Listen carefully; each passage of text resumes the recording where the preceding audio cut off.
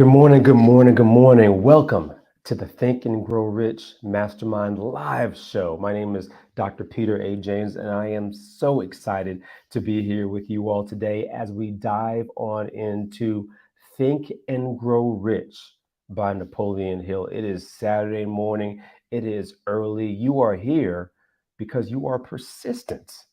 Let's talk about persistence today a little bit, if we could. I'm not alone, folks, as we dive on into Napoleon Hill's phenomenal book, Think and Grow Rich. If you have not ever picked up a copy of Think and Grow Rich, today is your day to do so. Actually, I'm actually surprised every now and then by people who reference Think and Grow Rich as their book of choice, as their historic book of choice, as they think about how they've been successful in their career. Today is no different as we bring in a special guest who is going to dive into that a little bit to show how Think and Grow Rich has inspired his success.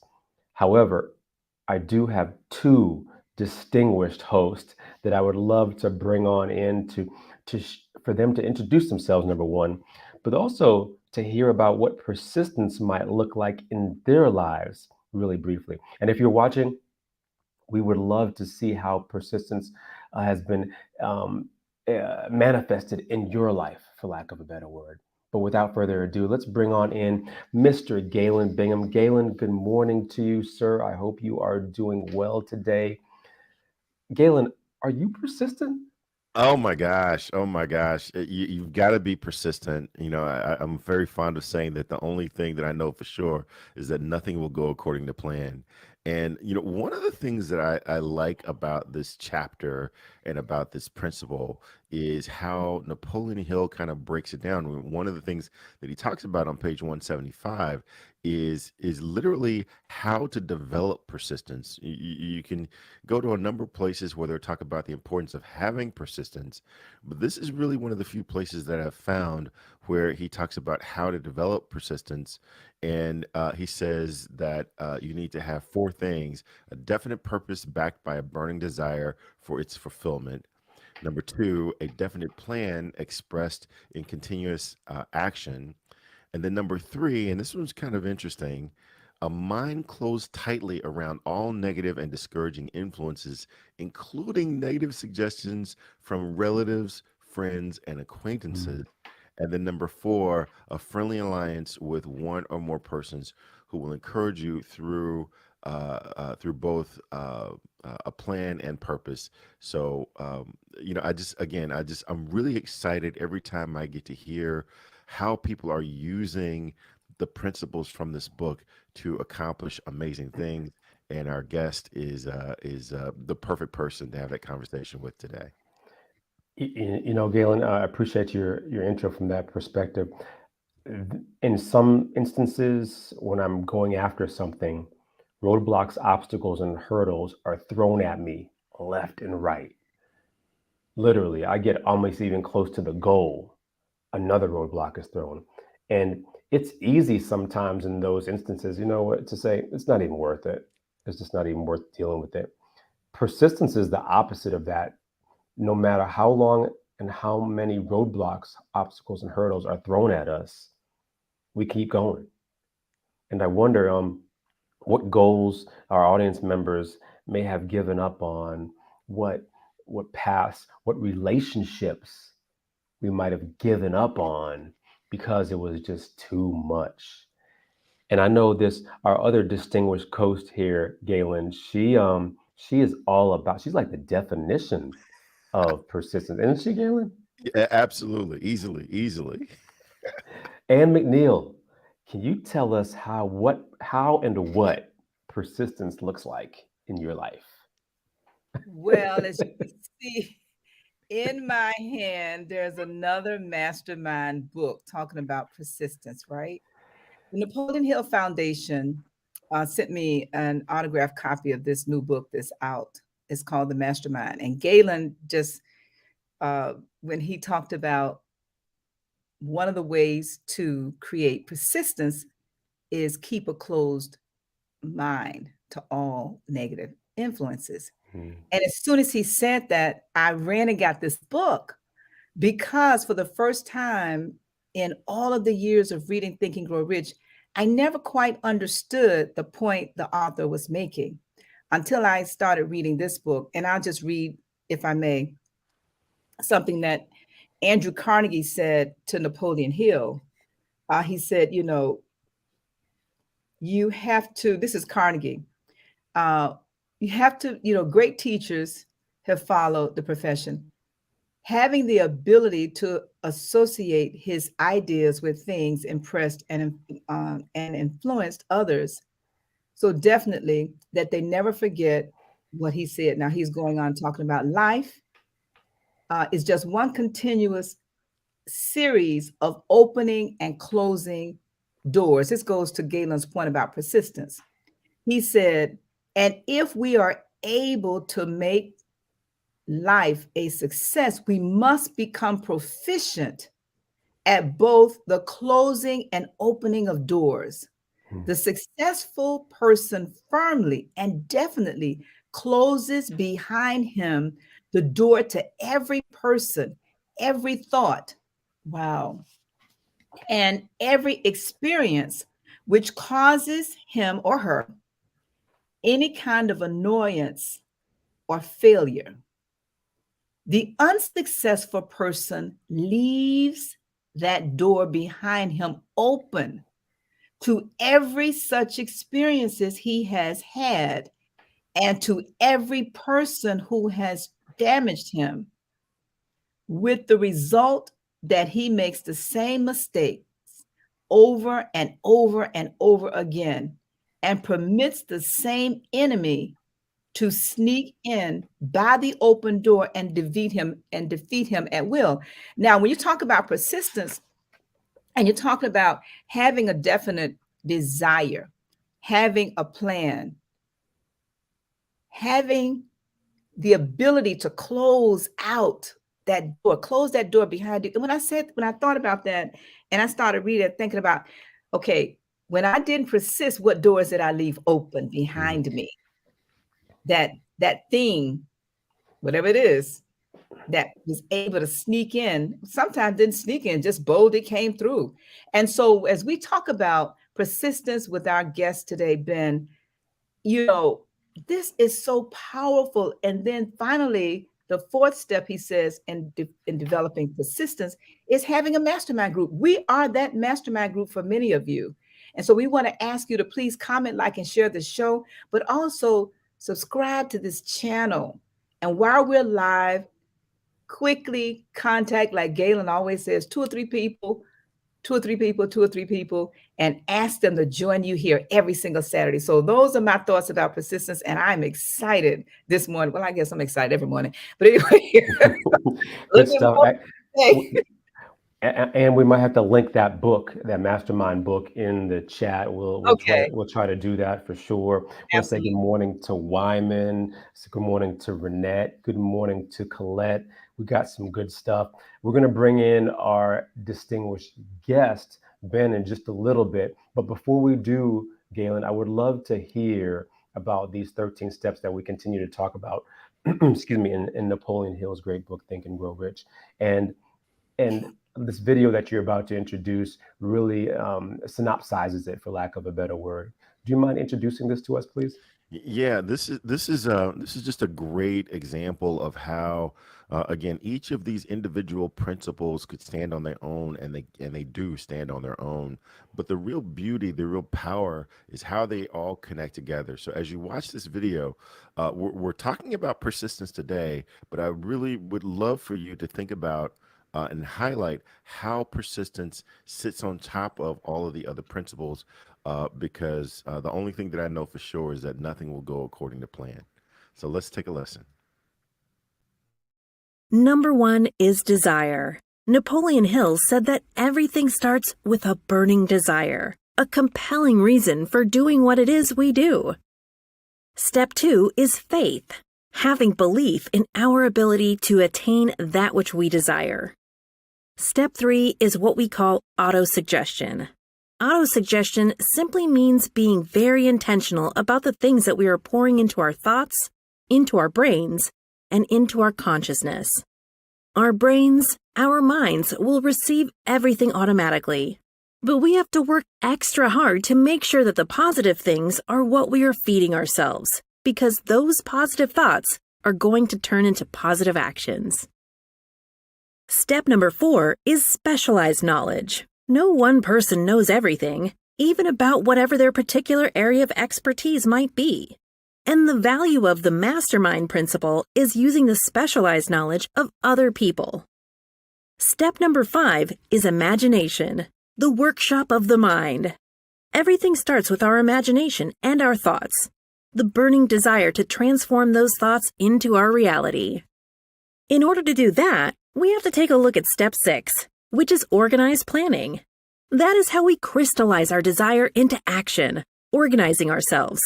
Having the thought and not acting on the thought isn't going to get us anywhere. We have the thought, we go through the organized planning to transform that thought into action. Step number 7 is decision. What Napoleon Hill said is the mastery of procrastination. Napoleon Hill said that the antidote to procrastination is simply to make a decision and then move on that decision. Step 8 is persistence. We have to have a sustained effort which is induced by our faith in order to achieve our goals. One of Napoleon Hill's books I love, even the title, 3 Feet from Gold.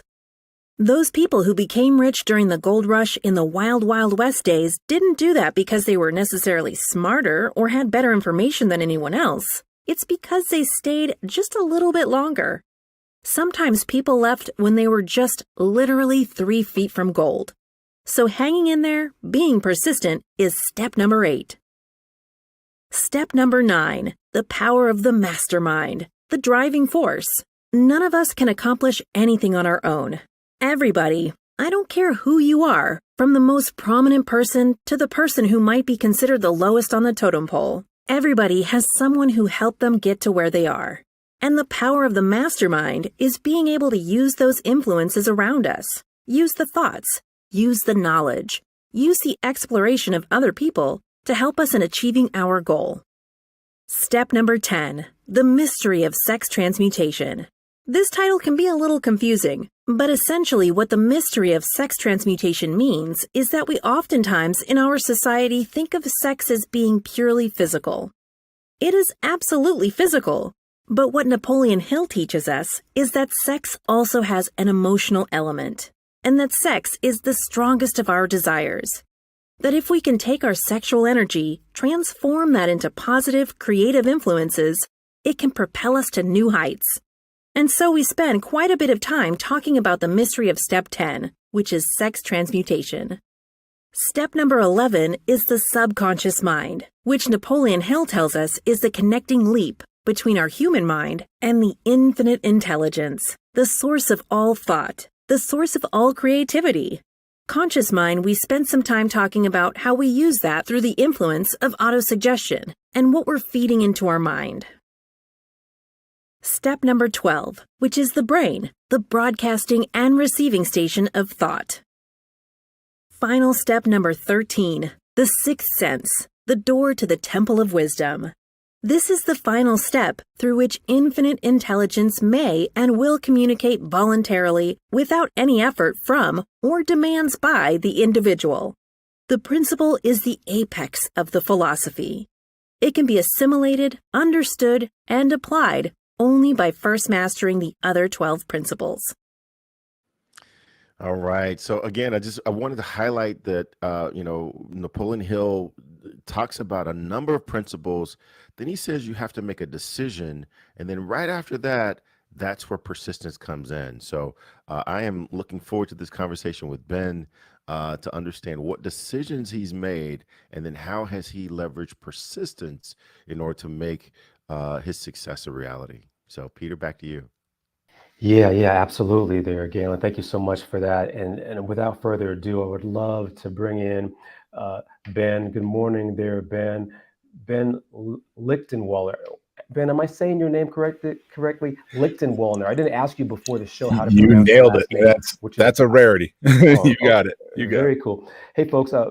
Ben is the founder of Radiant Forest LLC. Ben helps companies implement and improve their leadership development program. He achieves this work through consulting, through training, and of course through keynote engagements. Ben, good morning to you. First of all, how are you doing today?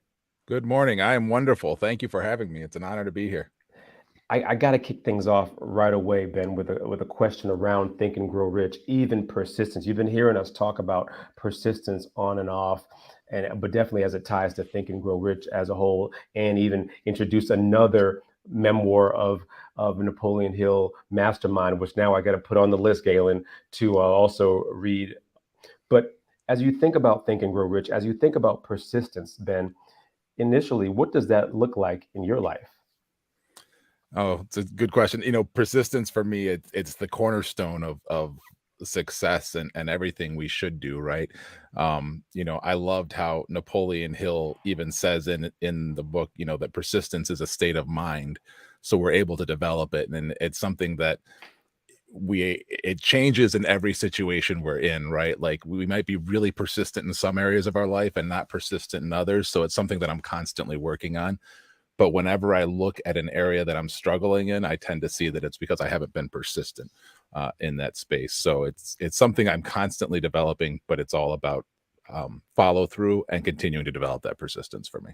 Yeah, yeah. Thank you so much for that. I'm into real estate, and purchasing a home is a practice in persistence because whether it's the lenders or the realtor or or just the closing table, the time, it's like they just put so many roadblocks in front of us. And there have been many times I'm like, is this even worth it? Is it even worth it in the end? But we've all been in situations like that when we get so frustrated that we just, you know what, I'm done. I'm just giving up. What has that looked like in your life, Ben? Or maybe the inverse of that. What has it looked like when you've gotten to that point and you're thinking I'm done, but you did persist through, and then something magical happened on the other side? Any stories like that? Oh, I've got quite a few, but first I have to follow up. I love the real estate example because you've got all those roadblocks and you've got even you said even the closing table, right? Sometimes it's an exercise in persistence just to sustain yourself through the millions of signatures you have to do. And then you go and you're finally in your house and it's worth all that persistence, your new home. But then, the pipe bursts or the lawn has to be mowed, and it's another whole exercise in persistence just being a homeowner. And that so I love that real estate example because just when we think we may have climbed the summit, there's something else next in front of us that we have to be persistent about. So it's a never-ending battle. Never ending. But I appreciate the opportunity to share some of my persistent stories. We talked a little bit before the session today, and I have to begin with my greatest persistence example and story, and that is the success at convincing my beautiful bride to marry me. I may have been, depending on who you ask, dating her best friend at the time we met. And she may have therefore been incredibly hesitant, might be a good term to say, towards going out with me. But we weren't, the lady I was seeing at the time wasn't able to go to some sessions, some lessons that I was interested in taking. And she said, oh, well, if you want to go to dancing, why don't you take my friend Trina? She's available. And so I was very blessed that that sequence of events happened and I got to know my bride to be. But there was much back and forth and consternation in her life about, well, this guy's dating my friend, and but thankfully, ultimately, my persistence won out, and I've been very fortunate to marry a wonderful woman who has been, again, as Napoleon Hill shares several times in his book, there's often a woman behind the man or a man behind the woman. In today's version may be the case too.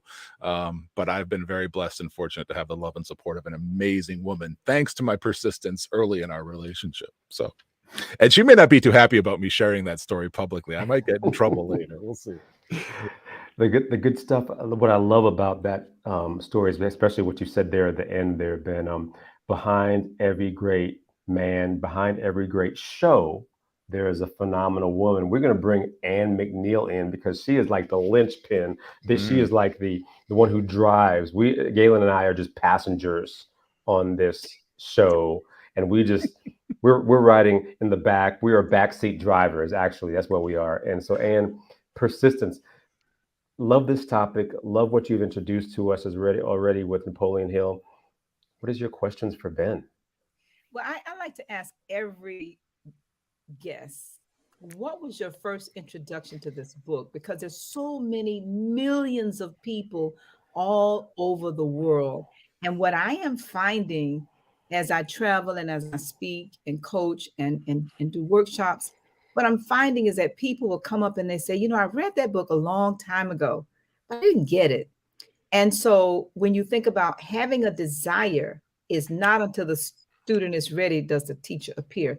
And the teacher can be a sermon, it can be a book, it can be, you know, a mastermind partner.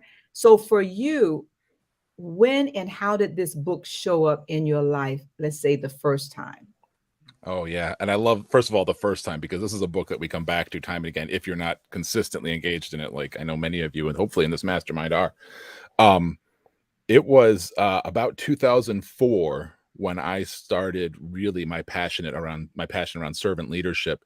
And it had come, I can come back to the story later about how and exactly why I got to that. But I was realizing as I studied leadership from many different sources that really everybody was saying the same thing. As long as you're not foolish enough to believe in the, you know, top down, the beatings will continue until morale improves sort of leadership style, then everybody else is speaking about the same basic concepts of leadership. And what I had done was I wanted to go out and find all these different sources and consolidate them into a single model.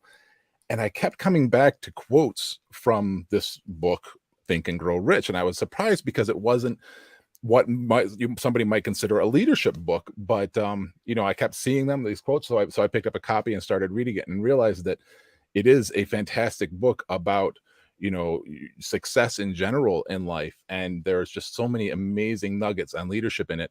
But what I went to for leadership, I discovered is really a success manual for life in so many different areas too. So that was my first reading of it as I sought to look for Napoleon Hill's perspectives on leadership and fit it into the servant leadership model. But I came back to it time and again for so many more reasons, as we're all aware. Wow. Wow. And the second time? Third time? yeah. Second time and third time, you know, second time was shortly after getting married. That would have been many years later, but not so many years later, couple years later, and starting to think about family budgeting and planning. And third time was probably we've all experienced at some point in our lives when we realize, hey, we're not quite achieving what we want to in our lives. And so I came back to it, and I'm probably on my 7th reading of it now. Admittedly, since I was so honored to be invited back here, I picked it up again and started rereading it and refreshing my memory because I've been practicing, I think, a lot of the principles in it for a long time, but I was past due for another refresher. Awesome. Awesome. Good stuff. Good insight. You know, I was, as I was listening to Ben there, and I'm just even thinking about this whole persistence conversation. I was even having a talk with clients this past week, and here's really one of the bigger lessons in persistence. And listen to this phrase for everyone who's listening on the show today too. There is no such thing as fast money, right? There is no such thing as overnight success. Yes. Anything that we do, we have to put the time in, we have to put the work in order to realize that success. People may challenge me and say, you know, Peter, there's such things as the lottery, and there's illegal ways to make money. Yes, if you want to go those routes, they are open to you. However, if you're really trying to dive into financial success, it doesn't happen overnight. Galen, you and I talk about this quite a bit, talk about Napoleon Hill's book, but definitely persistence in the ways that we're being persistent on a regular basis. I would love for you to come on in this conversation, ask Ben some questions, but also dive on into what this looks like a little bit in your life as you are on your journey and your career as well there, Galen. Yeah, you know, I actually listening to Ben talk about being able to persuade his future wife to go out with him. I'm reminded of marital counseling, premarital counseling that I received from the pastor who married my wife and I. And I'm sure he said a lot of amazing things, but the one thing that has stayed with me for, I don't know, 28 years now is he said the key to marriage is you've got to be committed to being committed. And that's basically the definition of Mm, persistence. This is an yeah. endurance game. And if you're just in love and you're here because you're in love, then that's going to get you so far. But at the end of the day, you've got to be committed to being committed. And so, I just wanted to thank Ben for reminding me, reminding me of that connection.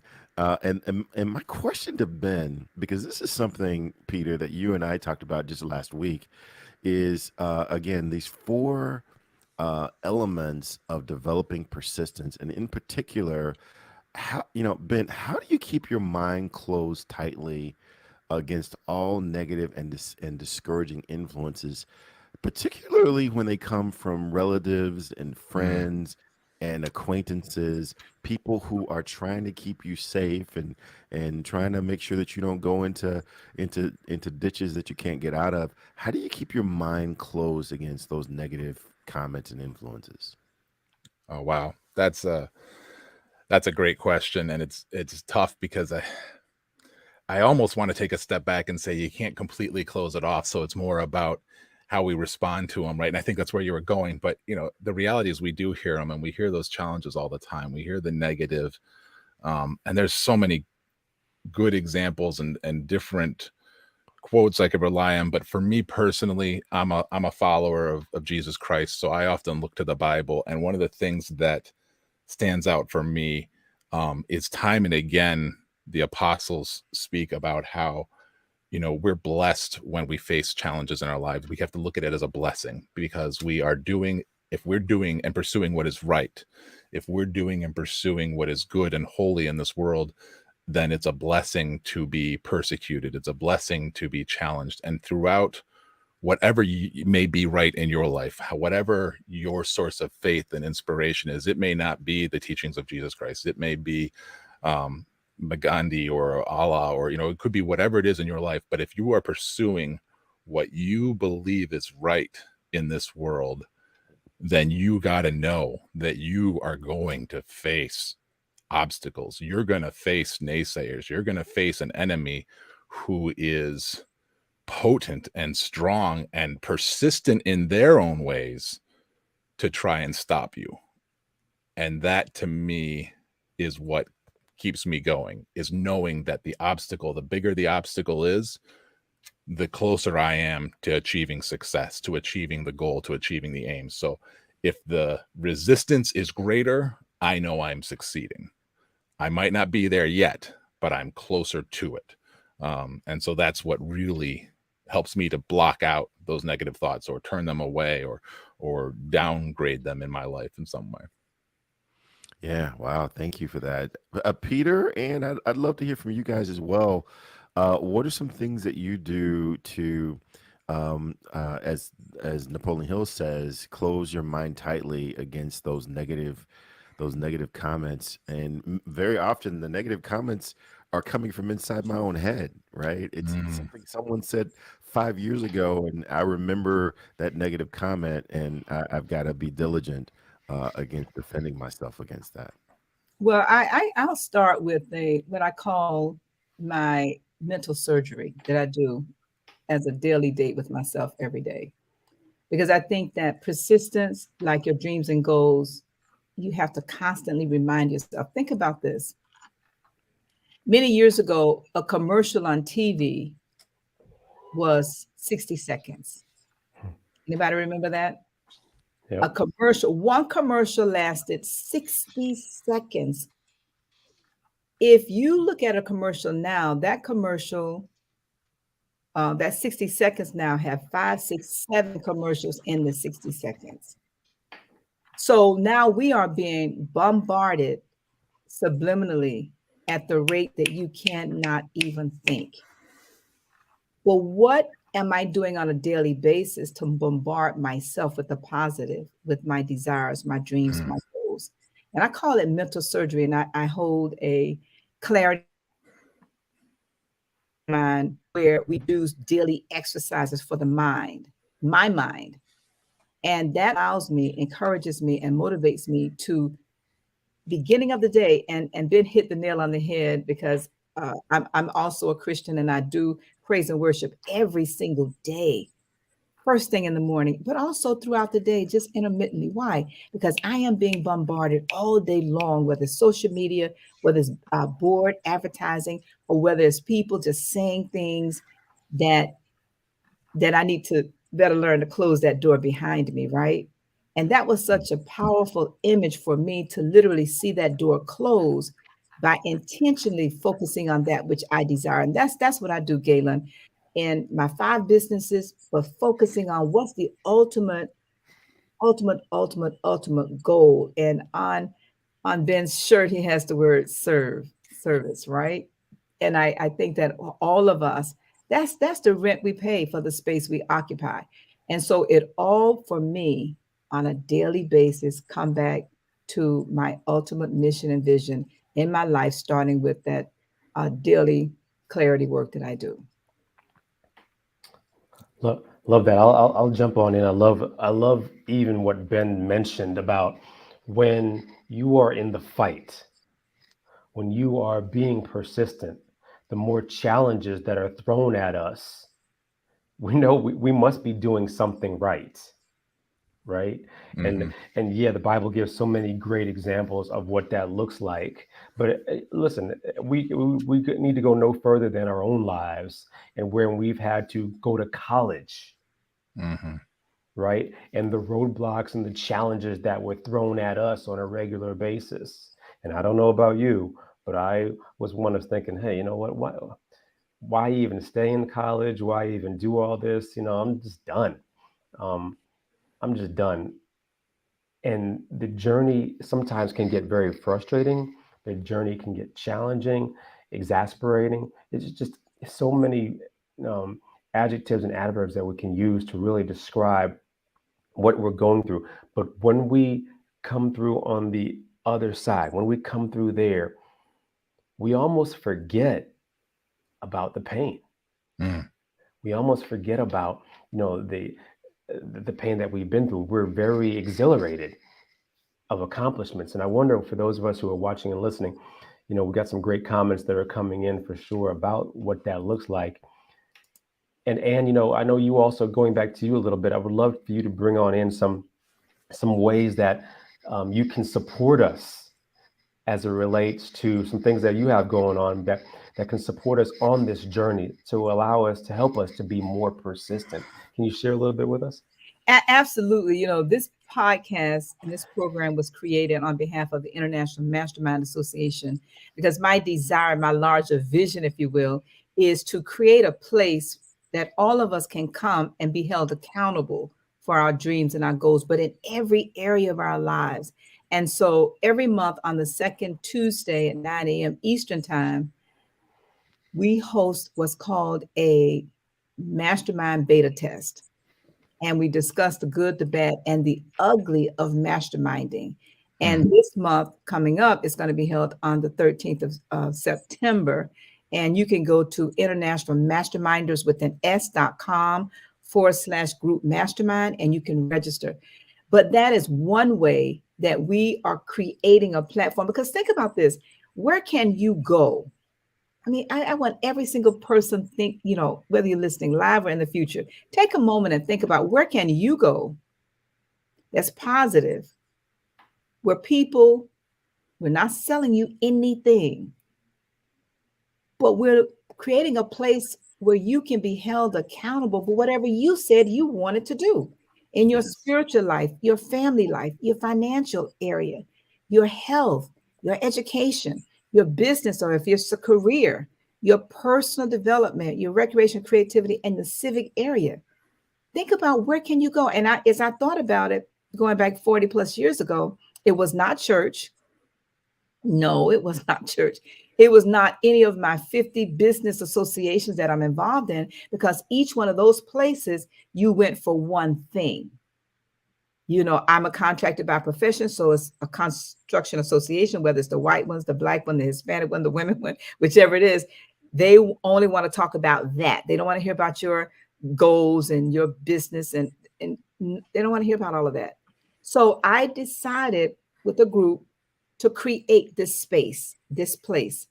We also host a Friday morning accountability call, Think and Grow Rich again. And you can go to International Masterminders Association, or you can go to Eventbrite and register. And every Friday at 7 a.m. Eastern, we all come on, many of us, 20, 30, 40, sometimes more, or sometimes less.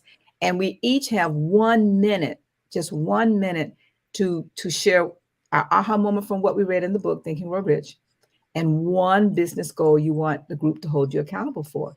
And we've been doing that now for over 15 years. So those are just some of the platforms that we've created, but being persistent, if you will, in your own goals and desires is what will back to Galen's 4 points he was mentioning from the book.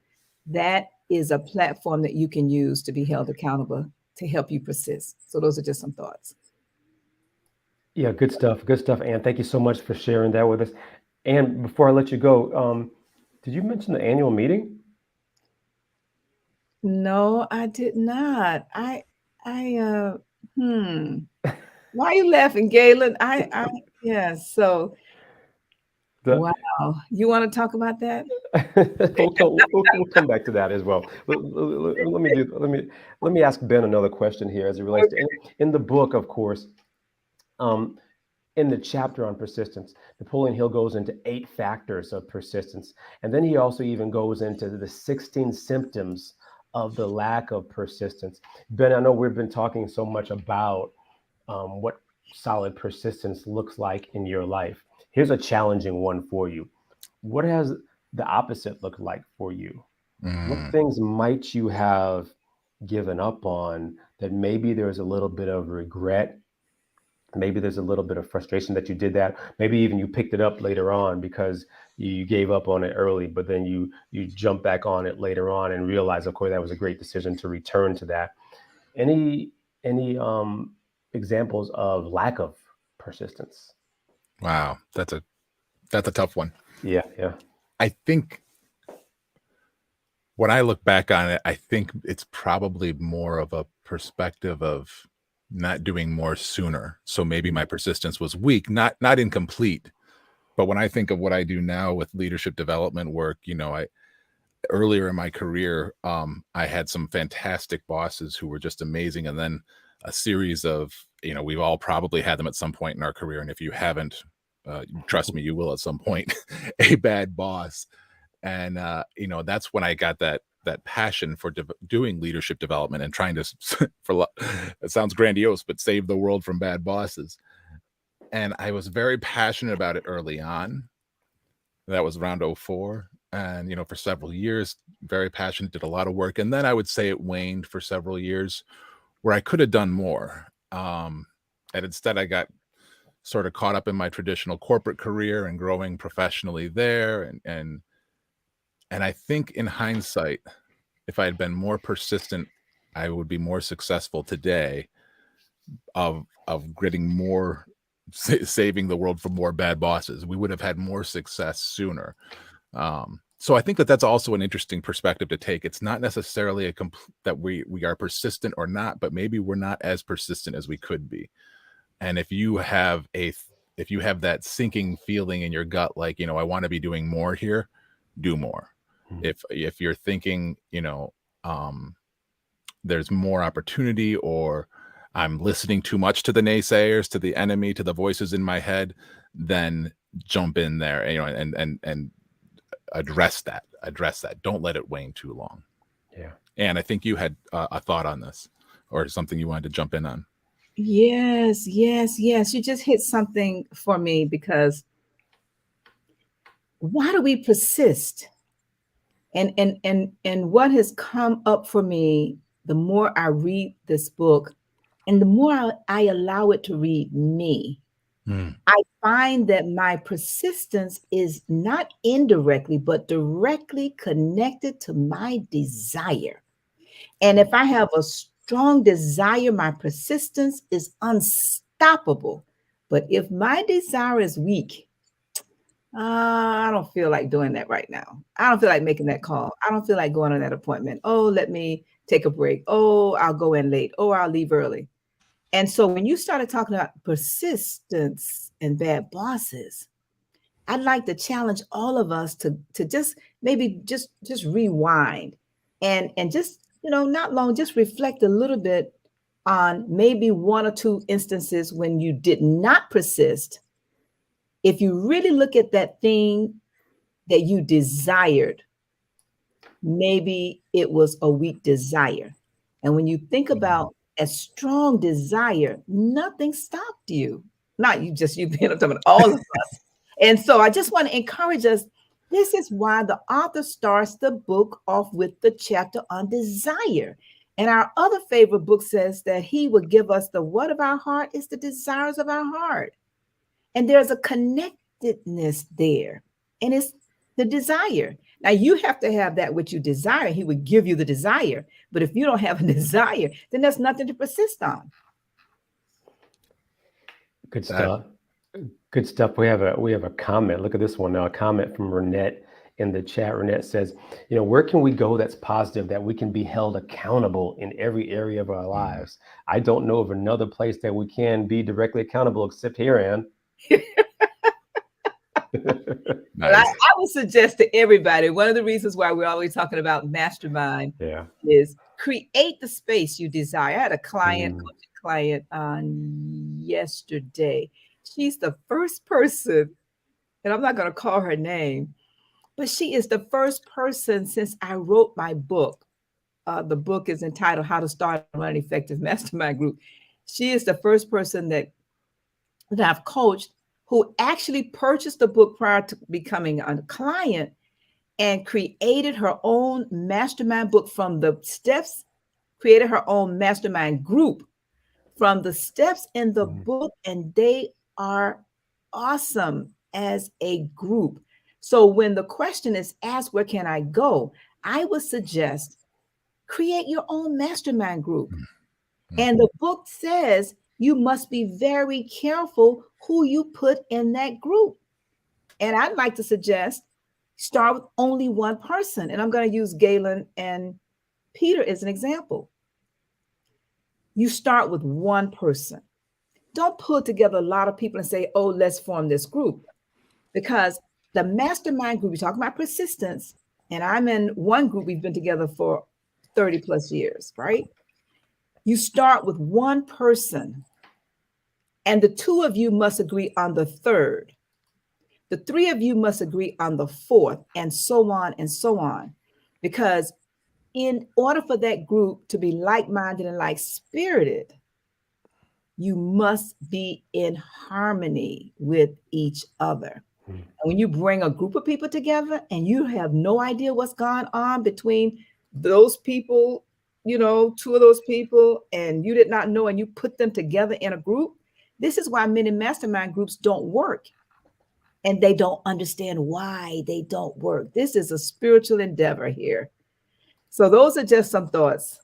Just some thoughts. It really is a spiritual endeavor. Galen, I want to bring you in on this conversation with Ben here. But as we even analyze what this persistence has looked like for each of us, any thoughts on this? Yeah, I mean, I want to go back to something I mentioned early on. The only thing that I know for sure is that nothing will go according to plan. And if you're not committed to getting to your desire, to your objective, then you're going to seize every opportunity to get out of the race. You just have to be committed to being committed. If this is something that's really important to you, if it's not important to you, then you're going to be found out, right? And it's going to become very obvious. But if this is something that you really, really want, then you've got to decide that this is how it's going to be. I've got a neighbor who is a single mom, and so I've been mentoring her son, and we do a lot of things. He's just turned 14, and he's 6'2", right? So he's very passionate about basketball. And so I give him some things, some drills, some things that he needs to work on to practice to get ready. And he's so committed to seeing if he can do it, right? So he learns how to do the skills, but once he's learned how to do the skill, then he's not interested anymore, right? And I find that that's the way we are in life. We tend to get enamored by, can we do this thing? Well, that doesn't work with taking a shower. Can I take a shower? Yes, you can, and you should very often, right? Can I brush my teeth? Well, yes, you can, and you should every single day. There are some things that you have to do in order to be successful that you have to do every day. And I think that this is an example of the importance of persistence to being successful with anything. Yeah. Yeah. Good stuff. Good stuff. Ben, any thoughts on that? Yeah, I have to go back to, actually, it's going to tie back a little bit to your question earlier, James, too, about, moments when I may have been as persistent as I could have been. But I think the mastermind is so critical of that. And we've kind of been saying that, right? I think Galen just highlighted it well when you said, the mastermind helps us be more persistent. And two thoughts on masterminds for me right now. I happen to be in one of my masterminds that is going through and sort of reassessing our membership. We had one person leave for professional reasons recently, and we're deciding, okay, how do we pick that next person? And I thank you, Anne, for saying, it should start one at a time. I think we do a great job when we do work as a group to find the next member of our mastermind. When we don't, you could have that one person who somebody thought would be perfect, and just it disrupts all you've built for possibly years. So make sure you do that. And then when I look back at a time in my career when I could have done a better job, I wish I'd had a mastermind then, because I probably would have gotten the insight and guidance I needed to not make the same mistakes that I made. And that was early in my career. It was one of my first executive positions. I was CIO for a national nonprofit, which is a fantastic organization, but they had a CFO who I reported to, who had this nasty habit. He was proud of his model, where what he would do is hire people, work them to the bone, and burn them out until they basically couldn't work anymore. And he would hire their replacement, cross-train them, and fire the original person. I mean, just inhumane environment. I was responsible for roughly half of his organization, and he would ask me to basically do the same thing, and I refused to. Time and again, I refused to. And it came to a breaking point where it ultimately cost me that position in the company, where I just refused to practice the same behaviors that he insisted upon. And in hindsight now, looking back, I've learned a lot from that I teach in my courses. But what I wish I'd had a mastermind for is they probably would have caught those same things, those opportunities that I missed. Specifically in that case, I've learned that, whenever you're at an executive level, you have to make sure that you've got strong relationships with peers of your superiors. And if you don't, you're at big risk there. That's the sort of thing that a mastermind will help you find. They'll help you assess a situation and look at it from different perspectives that you might not find so clear. So yeah, the mastermind has been vital to my persistence. And if I had it back then, I probably would have been better off. Good stuff. That's a setup. I know you were trying to pass it back to me, though, Anne. I'm going to pass it right back to you there. Can you tell us about what a solid mastermind might look like, especially one on an annual basis? I can take a hint. Especially after you being persistent that I discussed with International Mastermind Association. Annual meeting, it is not a conference. It is an annual meeting for your life. And Renette Gordon hit the nail on the head when she said, where else can you go, right?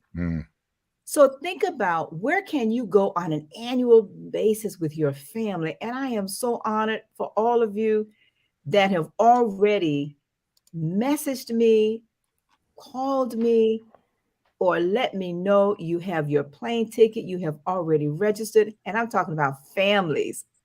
Excited?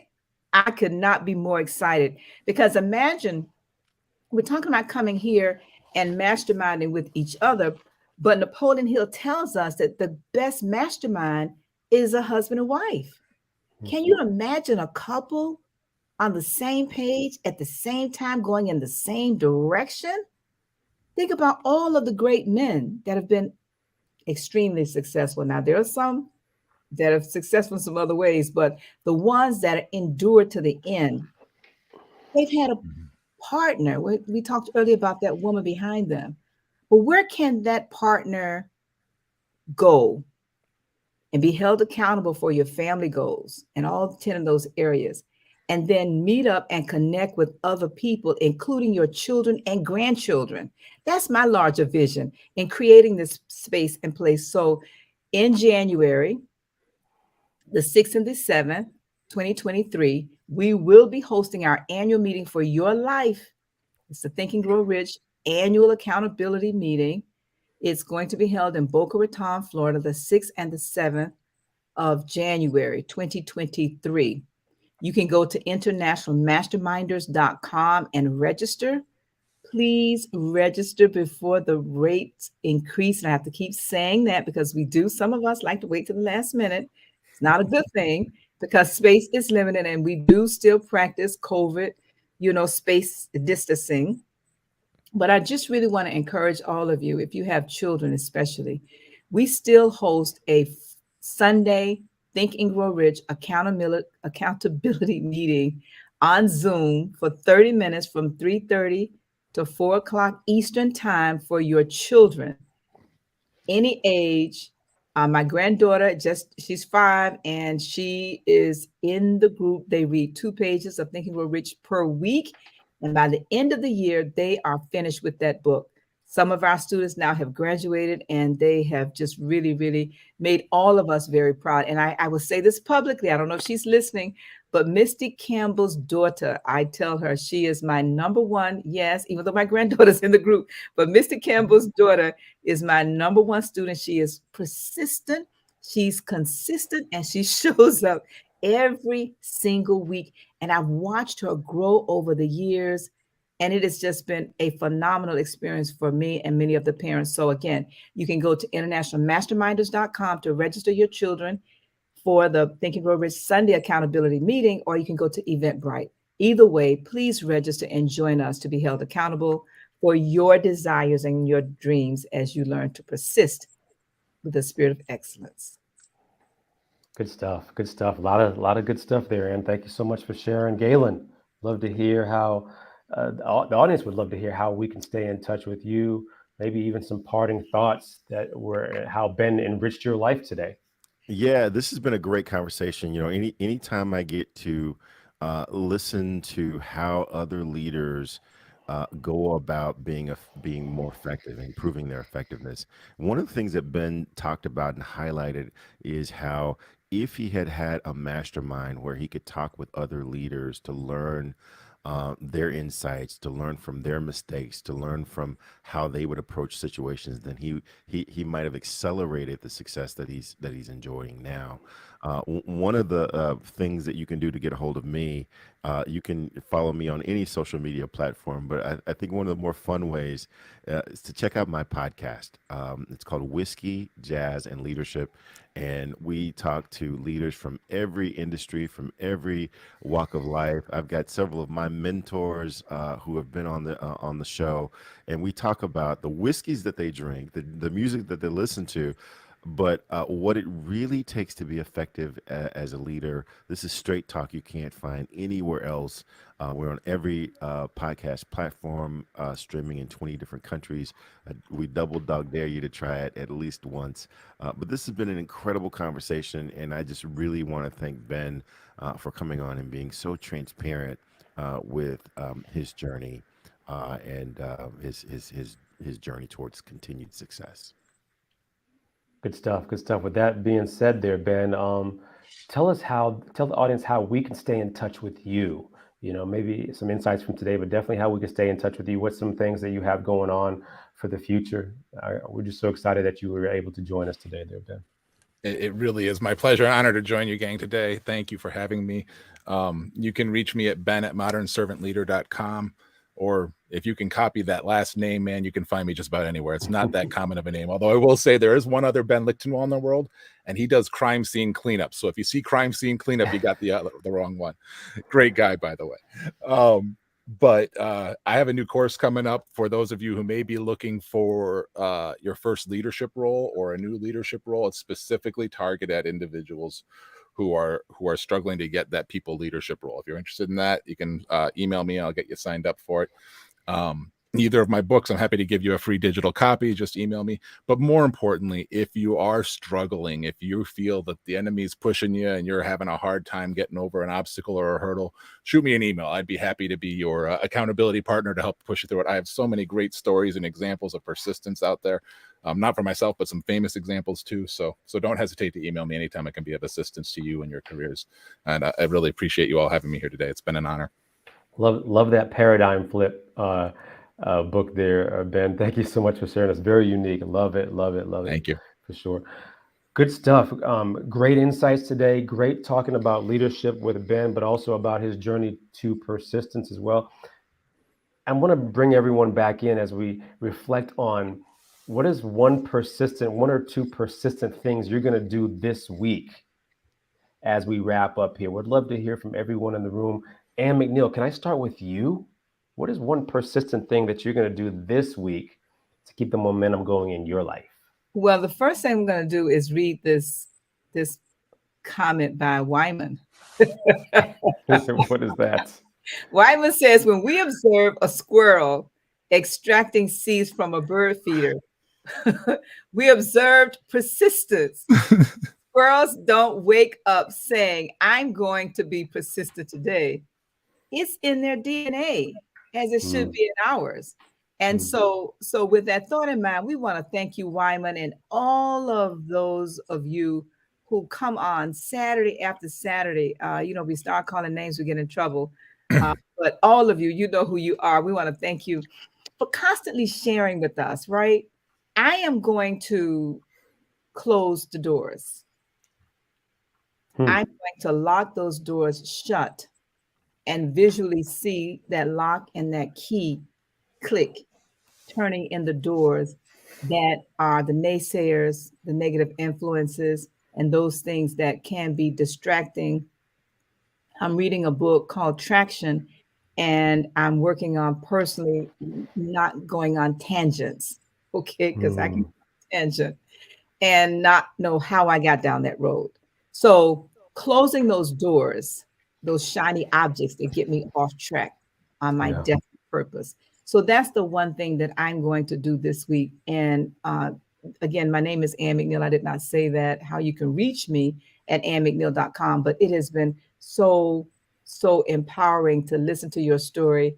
And Ben, I know you don't mind me sharing with the audience that your wife is of my hue.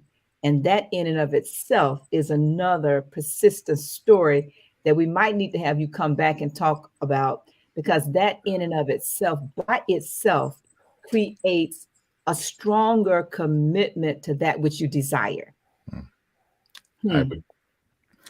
As you could tell, I would be honored to talk about my wife anytime.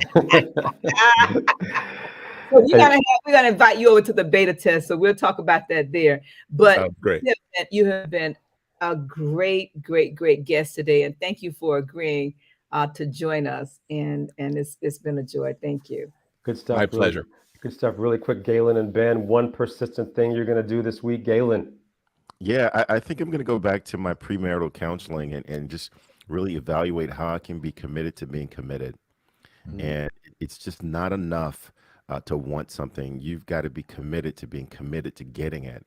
And I'm going to evaluate those areas in my life where I've only wanted it, but I haven't been committed to being committed. Yeah, good stuff. Good stuff, Galen. I like that. Ben, you've inspired us to dive into our marriages and be more committed, or even just reflect on that from that perspective. One thing from you, Ben.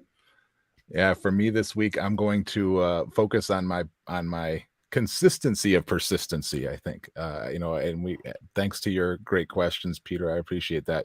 I kind of went back and realized that my weakest points were how much further we could be and how much more successful we could be if we were consistent in our persistency. And I know that sounds a little bit silly, but yeah, there were times when I was persistent, but not as persistent as I could have been. And I'm gonna start evaluating where in my life could my persistence be greater. Might not be incomplete, but greater. So. Yeah, I actually love that phrase though, Ben, and maybe that's one of my biggest takeaways today. How can I be consistent in my own persistence? You and Galen have said that so eloquently for sure. My name is Dr. Peter A. James. You can find me at any social media platform at Dr. Peter A. James. That's at DrPeterAjames or at shiftyourmindset.com. I'm so excited. We are so excited to be here with you every Saturday morning, same time, same channel. Ben, thank you so much for joining us today. Truly inspiring. Those of you who are on the chat, but also listening, I hope you were able to take one nugget away from here today that you're able to apply beginning today and moving forward in your own career, in your own life to be persistent. Thank you all so much for joining us. We look forward to seeing you same time next week. Take care.